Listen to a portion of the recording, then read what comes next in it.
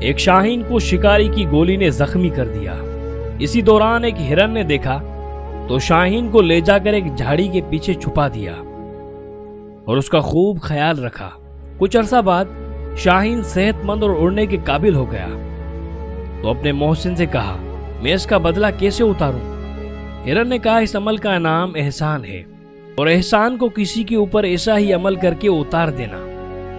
چند روز بعد شاہین نے دیکھا کہ سیلاب کے پانی میں ایک چوہا پھنس کر مر جائے گا۔ اس نے اس کو پانی میں سے اپنے پنجوں میں لیا اور اپنے گھونسلے میں لے آیا اور اپنے پروں میں چھپا کر گرماش دی۔ جیسے ہی چوہے کو ہوش آئی، اس نے شاہین کو مضبوطی سے کاٹنا شروع کر دیا۔ تاہم جیسے ہی شاہین نے پرواز کے لیے چھلانگ لگائی تو گر پڑا۔ اسے ایک بار پھر وہی ہرن نظر آ گیا تو اس نے کہا، تمہاری احسان والی نصیحت سے مرا ہوں۔ ہرن نے پوچھا، تم نے احسان کس پر کیا؟ اس نے جواب دیا، چوہے پر۔